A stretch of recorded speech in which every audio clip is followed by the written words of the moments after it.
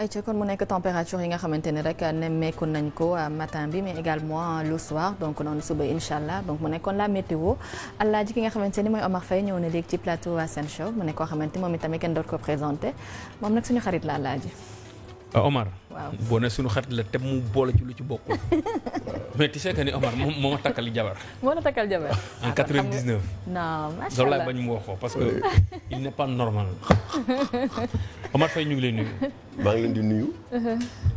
di leen ziar.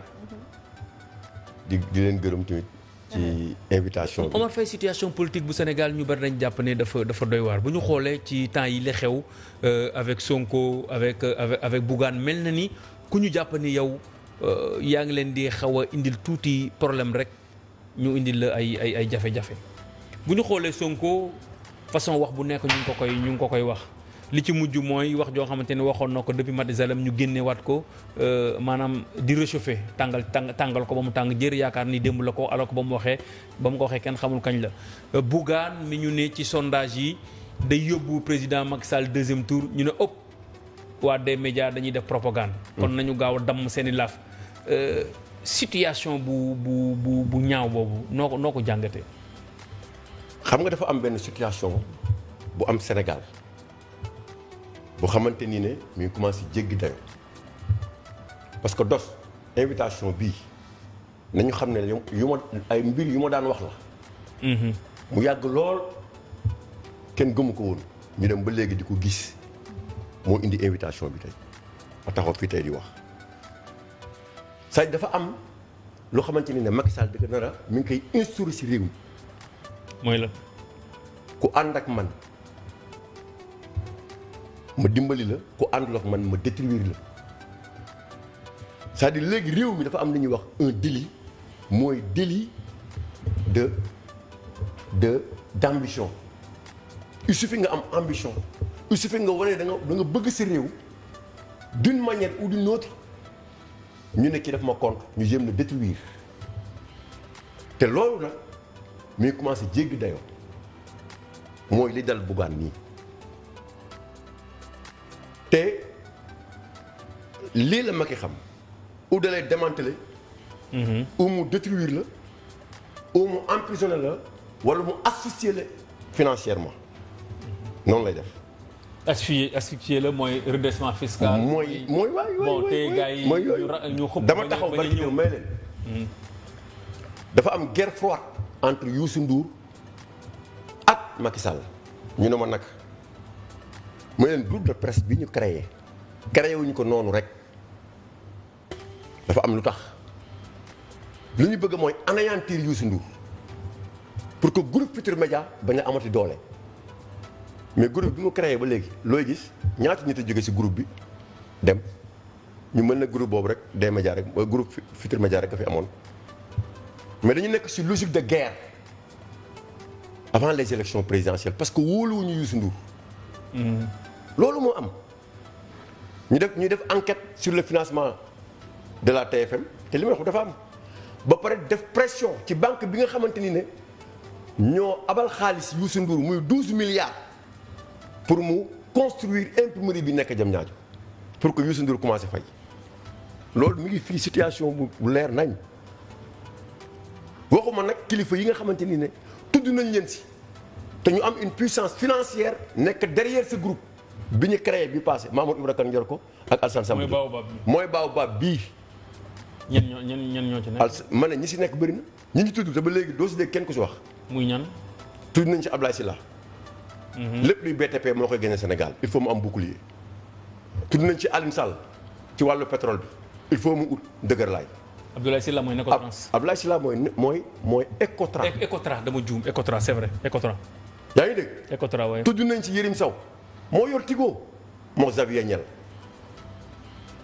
tudd nañ ci Demba Ka EDK parce que station mi la soxla il faut mu am dëgër laay pour publicité. tudd nañ ci Amidou Sall boobu c'est le fils spirituel de Léopold Sédar Senghor moo daan ànd ak doomam moo nekkoon francophonie c'est la tête pensante groupe bi ñu mettre ko en place mais groupe bi fi mu jëm mooy élection présidentielle yi ñu mën a maintenir le pouvoir de Macky et c'est ça la réalité boo xoolee tey ni nga xamante ni moom la ñuy utiliser certains sites qui sont dans ce pays ñuy jël ay informations yoo xam ne dañ koy joxe ay informations yu yàgg. yoo xamante ni 8 mois wala 7 mois comme bi ñu def Sonko barki démb ñu bàyyi ba démb di ko génne di ko mettre en mal avec le peuple c'est grave ça devient grave. ça devient grave intoxication bu grave moo commencé am ci réew mi. mais yooyu yëpp à quelle fin.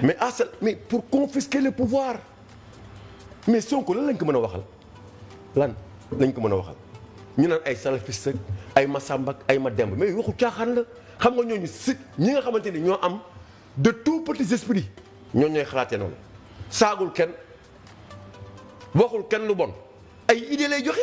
voilà mais est-ce que quelque part aussi tamit bu ñu jëlee par exemple le cas de Bougane. Sénéra amul raison. foofu laa doon jël waaw est-ce que Sénéra amul raison parce que boo xoolee. propagande bi ñu ngi koy wax dafa am rajo am télé. gis nañu ko samedi caaro yi mu am benn publicité boo xamante ne xaw ma publicité la xaw ma benn organisation boo xamante ne am na fa. xam nga donte gis nañu ay Pape Diop ak ay Abdoul Mbaye ak ñoom waa Benno Bokk Yaakaar sax président Macky Sall ñoo ñëpp def nañu ko mais est-ce que quelque part. du ne ñi am doole ñooy fësal seen bopp au détriment de ñi nga xamante ne amuñu ko. est-ce que ci situation boobu Sénégal n'a pas raison. mais xam nga dafa am benn situation bu am mooy bi ñu créé gëm sa bopp wax naa la ko fii yaa yéen a taxaw fii ak Ndeye may leen ñuy seen kaw na ngeen préparé. Bougane mooy bi nga fi mujjee ñëw. nee naa la waxal Bougane na préparé wu te xam ne nguur gi ci kawam la jëm. dinañ def le tout pour détruire ko dinañ def le tout pour asphyxier ko dinañ def le tout pour démanteler ko mais loolu ça a commencé avant même sax mu teg gëm sa bopp bi ngeen nekkee Médina fële. da ngeen fi wax Ebola rek ñu jël seen benn journaliste ñu def redressement fiscal pour jéem a wàññi seen allure parce que instant boobu seen indépendance bi ngeen yoroon ñu xëy ba si yàgg wàññi bi ngeen nekkee fii ba léegi.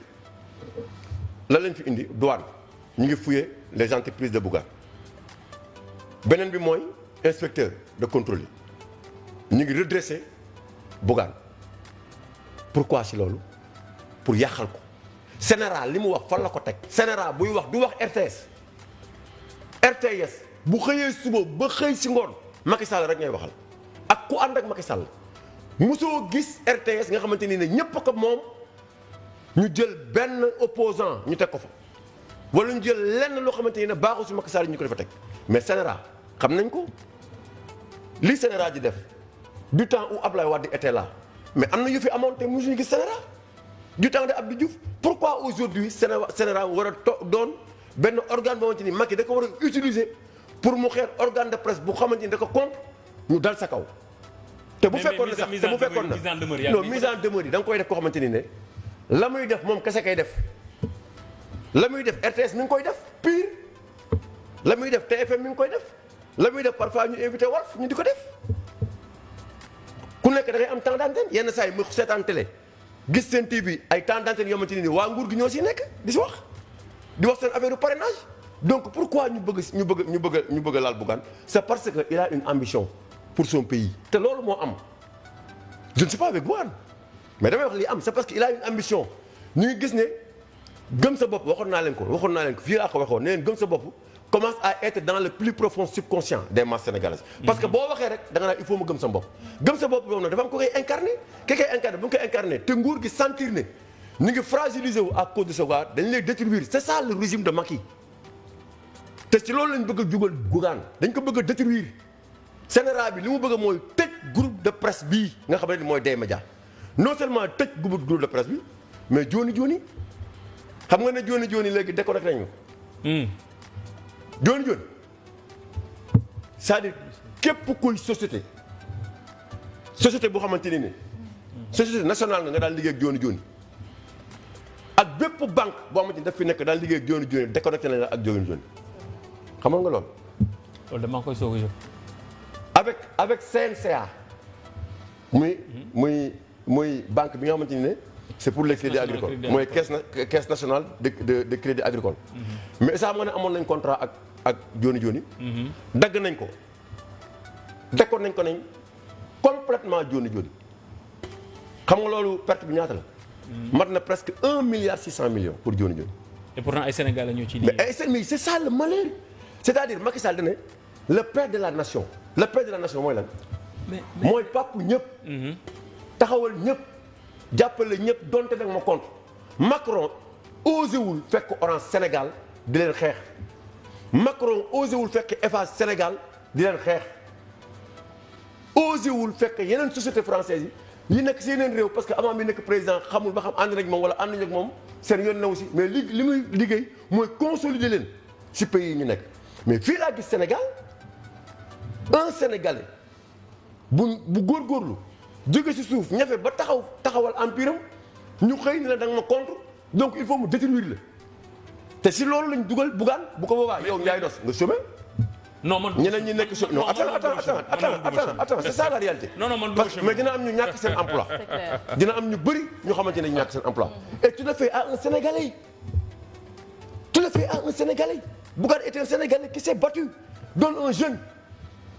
pourquoi donc tey ñu war a mën a taxaw war ko mën a détruire Dioni Dioni dans quelques jours man maa la ko wax dina tëj même facture yi nga daan fay à travers Sénélec wala SDE wala banque bu mu mënti doon ñëpp nguur gi def nañ pression pour que ñu déconnecté complètement Dioni Dioni mais loolu léegi réew mi fan la jëm fan lañ jëm est-ce que mën nañu continuer di bàyyi ñoo ni ko wax et pourtant bi Youssou Ndour waree ubbi TFM xeex lañ ko def un combat national moom Macky mii bokkoon na si ñi nga xamante ni bëgguñu woon TFM ubbeeku ba mu am problème ak Ablaye Wade ba tey mu taxaw di ñafe pour que TFM ubbi ak tous ces gens qui étaient là les Latif Coulibaly les Penda Mbow les Jacques Habib Sy ak tous les membres au temps de M23 daal xeexal Youssou Ndour ba ñu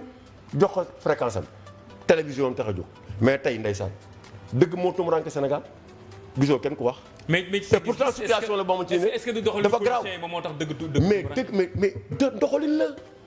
politiciens yi parce que on a comme l'impression que les politiciens seen intérêt bopp la. mais seen intérêt mais dafa grave parce que Bougane nekkul jën boo xamante ni ne mën nañ ko pêcher comme ni ñu def Moussa Sy te Moussa Sy du jën Moussa Sy yaabooy la coof bi moo nekk prison Rebeuss muy Khalifa Sall.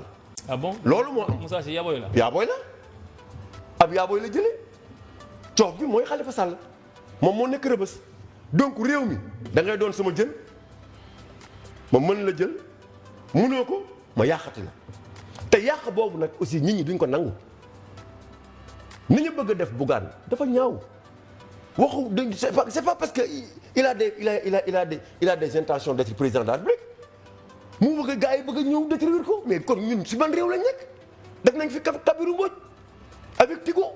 ñu dem jëli Xavier Niel Free Mobile fële sa France ñëw jël contrat am décret jël ko dindi ko complètement jël ab tubaab teg ko fi. looloo tax tegal si Yérim Sow looloo tax ñu wala dig de. mais moom laa la wax dama ne la. loolu mais bi ma woowee dig décret bi génn na de décret bi waxoon ne la ma wax dëgg la génn na mais li ñu dul nangu mooy li am nit ñi di ko bàyyi. réew mi Macky du ñu appeler na am ay char anti émeute na jënd ay 8-8 yu dul jeex parce que am na ko ay char anti émeute. yu jar 250 millions. am jënd ay 8-8 yu dul jeex lu mat 80 pour ay ministres am ak ay ñeneenam otoom sax bi muy dawal blindé bi à 1 milliard 500 et quelques millions. moom la ko jëndee. waaw naa la wax lu mel nii. 1 milliard. 500 millions. waaw léegi en ce moment population yi di souffrir nit ñi nekk situation bu grave ñëpp taxaw di wax léegi nga fekk sénégalais boo xamante ni ne moom dafa góorgóorlu def prem créer groupe de presse am créer Dioni Dioni def leneen créer ay emploi def lu nekk yow si sunu xaalis si ngay nguuroo kooku si xaalisam mu ñëfee ba taxawal lépp nga war ko accompagner yow en tant que état nga ne dinaa détruire Bougane Gueye Dany détruire ko nag c'est détruire la nouvelle génération. bu fekkee ne ñii dañu accepter ñu détruire Bougane ça veut dire que ñun ñëpp nous sommes détruits te il faut que nag en ce qui nous concerne ñu mën a jóg mooy lan mooy il faut ñu taxaw. mais xam nga dañuy wax alternance générationnelle di wax alternance citoyenne est-ce que yaakaar nga ni loolu du ay slogan rek yoo xamante ne dañu koy wax nii mais en réalité ñi nga xamante ne ay activistes lañu wala une partie de la population sénégalaise gëmuñu ko. nit ñaa ngi ñëw donc c'est que ñii dañuy yaakaar ne li amoon ci temps Ablaye Wade immédiatement mooy am avec Macky xam nañ ko Macky boo defee ak moom course de fond da lay def le tout pour détruire la ak nu mu la mën a defee da la koy détruire mais ñun ñaa ngi ñëw am na foo xamante ni bu ñu fa tolloo xeex bi face à face la. mais et Babacar Diagne dans tout ça parce que damay dégg ñu ne Babacar en 99 li mu defoon ci jamonoy Abdou Diouf bi Abdoulaye Wade di ñëw mu ne loolu c'est pas une information moom lay continuer bi ko Abdoulaye Wade fekkee ci dëkk ba mu nekkoon mu indiwaat ko fii Sénégal gannaaw bi xam nañ li ci topp est-ce que du ne rôle ba mu joué woon ci jamonoy Abdou Diouf Abdoulaye Wade même rôle la bëgg a joué waat. waaw xam nga intellectuel malheureusement intellectuel yi ñi fi taxaw di wax naan ay intellectuel lañ du ñu ay intellectuel mooy ki gëm réewum mooy un patriote mooy kii di xeexal réewum kii di xool liy jub ñu di si nekk mais li mu nekk Babacar Diagne nii gis naa ko mu xotti effigie Ablaye Wade temps Abdou maa ko gis man xotti kii ni ma ko jéppee Ablaye Wade ñëw mu topp ko ànd ak moom par des lobbies ñu mettre ak sur place lu Ablaye Wade bëgg mu def ko tey xam nañ ne il est en retraite la mu doon def kafane RTS muy Racine Talla ma ngi koy def ñu jël Babacar Touré dindi ko écarté ko parce que am na boo xamante ni fa la Babacar Touré war a mën a yem ñu xam ne kii bu ñëwee luñ ko def loo mu def ko ñu indi ko moo tax muy def lii Bougane. c'est ba pare grave c'est un retraité te Macky aime les retraités. te retraité non yow waxoon nga fi Macky di def la promotion des retraités. waaw mais moom laa la wax mais la ab retraité. boo ñëwee jox ko yenn xaalis yi. fekk mu waroon am 100 francs mais boo ko joxee téeméer loo ko defloo wala loo ko jëfloo. na ko jëf waaye damay xam Babacar Diagne ne ko. bis boo tëjee non bis boo tëjee. Bougane fii ñu xam ne ñun gëmuñu Sénégal bis boo amee possibilité ba ñëw fii fekk des médias ne da koy tëj wala ñooy jéem a def le tout pour détruire ko dina xam ne sénégalais yi dinañ fi ñëw. te ñi nekk ak suñu bokk ak ñëpp Bougane génération ak ñi nga xamante ni justice moo leen tax a jóg ñëpp dinañ taxaw xeex ak moom parce que ñii duñ ko nangu. voilà Omar Faye ñu di ko gërëm di ko sant moom li ñu doon waxtaanee ak moom situation politique bu Sénégal ana ba fan la ñu jëm ak président Macky Sall Omar ñu ngi lay gërëm di la. maa ngi di gërëm di leen sant. voilà am toujours plaisir dalal ko fini ci plateau Sen Show donc Omar Faye toujours pertinent donc mu nekkoon nag rubrique actualité ci biir Sen Show El Hadj Mouhamadou Ndiaye Dos rek doon ci ànd ak ay ganam waaye yow tamit Alaaji kenn du yow dañ lay remercier bu baax a baax dañuy dem rek jëli la page publicitaire ñu dellu soit ci plateau